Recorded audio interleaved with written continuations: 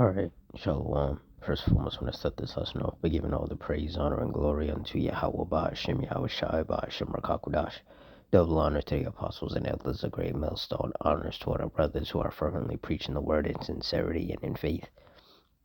Shalom to the sincere Akwath, and Shalom to the scattered Israelites who are amongst these heathen nations and look like these heathens.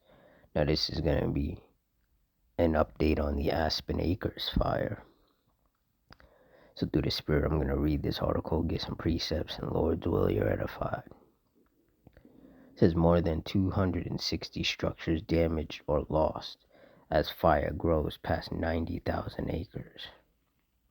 It says more than 1,500 personnel are engaged in fighting the Aspen Acres fire burning in southern Colorado. Fire authorities expect that number to rise to nearly 1,900. Said this is a monster and this thing is absolutely doing what it wants to do, said Jim Pitts with the U.S. Forest Service at a community meeting Monday evening. This is a tough firefight. Pitts said the different agencies involved in fighting the fire are working as a team, but the fire burning west of the city of Pueblo is expected to continue to grow.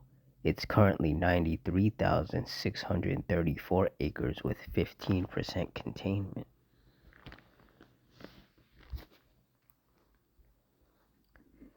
It said that containment percentage is a slight increase from its previous max of 14% on Sunday. That number had dropped Monday as the fire grew. Despite the expected growth, some mandatory evacuations on the southeast side of the fire were downgraded to pre-evacuation status yesterday. Those affected include residents west of I-25, north of Cummings Street, east of South Crow Cut Off, east of Haynes Road, and south of Jerry Base Lane. Those areas that are repopulated will be placed on pre-evacuation status, meaning those residents should be ready to evacuate if we have a change in fire behavior, said Pueblo County Sheriff David Lucero. Residents allowed re-entry will need an identification card from the Disaster Assistance Center. Lucero said it's not clear when the thousands of other evacuees will be allowed to return home. This fire is still active. It's still moving, he said.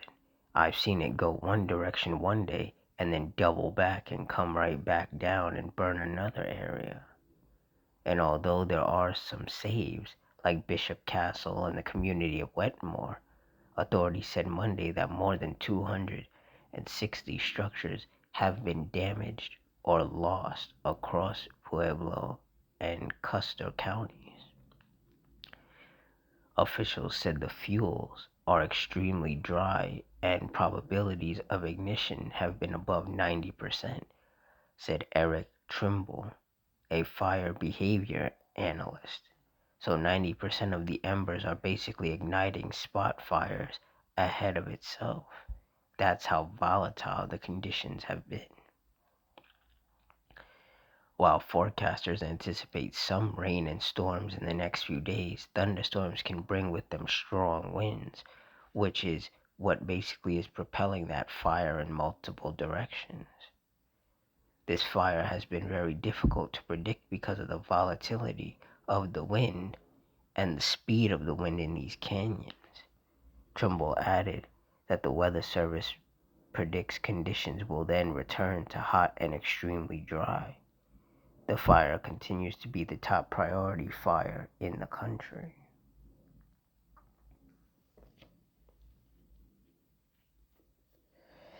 Yep, and this is exactly what through the Spirit myself and all the other men of the Lord have been talking about.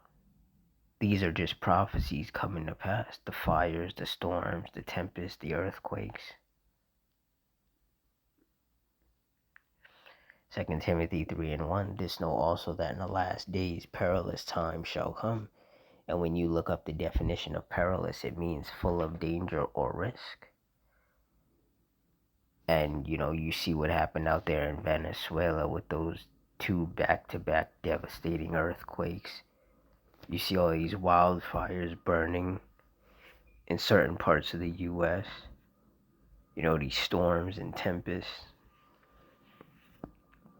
And it's safe to say that we are living in some perilous times. And it's only going to become more perilous and more dangerous as the Lord continues to intensify his judgments upon the earth. Isaiah 29:6, Thou shalt be visited of the Lord Yahweh of hosts with thunder, and with earthquake and great noise, with storm and tempest and the flame of devouring fire. And that is what these wildfires are. They are flames of devouring fire who destroy whatever the Lord wants them to destroy. They spread and they just consume whatever is in their path. And they only get put out when the Lord decides that he wants them put out. Because as long as the Lord wants the fire burning, the conditions will be favorable for the fire to continue. The extremely dry air, dry vegetation that it fuels off of, the winds pushing it in different directions. Like there's nothing that the firefighters can do until the conditions are favorable for them.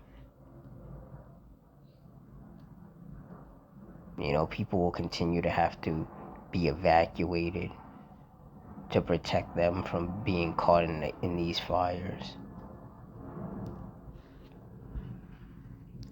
More buildings and homes will be destroyed, so the people who do return back won't really have a home to come back to. And then they'll have to stay in a shelter until they can figure out somewhere else to go. And it's just a non-stop cycle. But this is exactly what we should be expecting to happen in these last days. And a lot worse as well.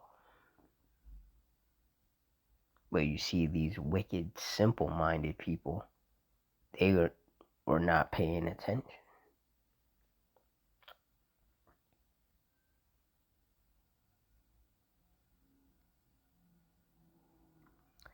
Proverbs 22:3, A prudent man foreseeth the evil and hideth himself, but the simple pass on and are punished. And majority of these people out here are simple. They're so caught up with wanting to have cookouts and go to different events, sporting events, concerts, go to different cities and different countries for vacation. Just the same folly and nonsense that people have been doing. They're not, paying attention to the weather forecast and, taking any of these things, seriously. They're not heeding any of the warnings, first and foremost, from the men of the Lord, and also from these meteorologists and these analysts.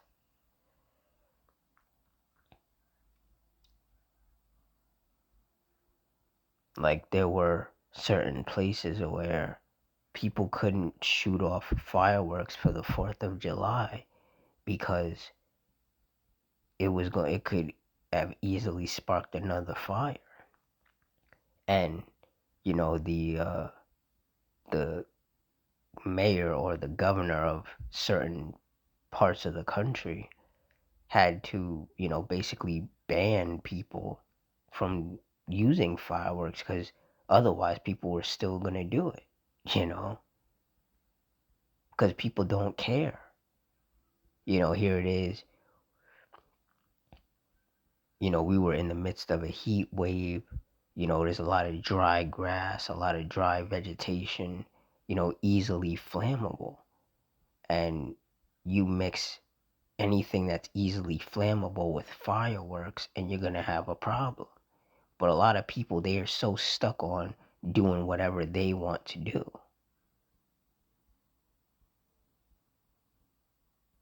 So the government has to be like, hey, in these certain areas, if you get caught shooting off fireworks, you're going to jail, or you're going to get a massive fine, because the conditions are in no way, shape, or form good to be shooting off fireworks. Like, you have these massive fires already burning in certain places. And there's going to be a lot more fires that get sparked, whether it's man-made or whether it's from a lightning strike or however it starts.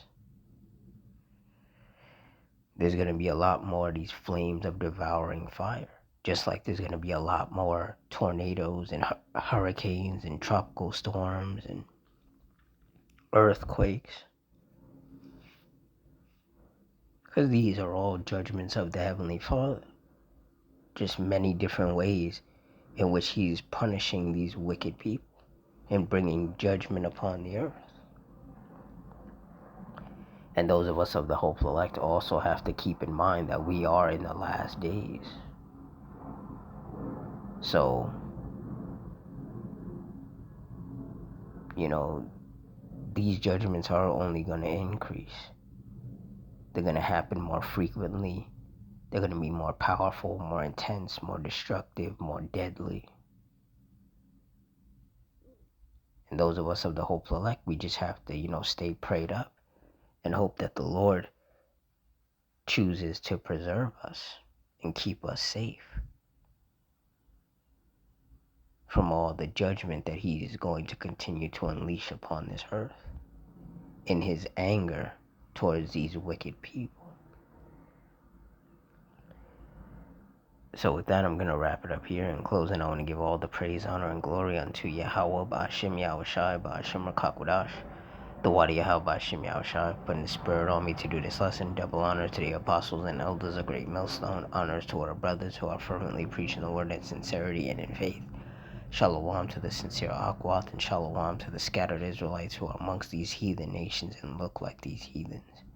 Hope you all stay strong, stay safe, stay fervent, stay circumspect, stay prayed up, and Adawan Ratazah. Till next time, shalom.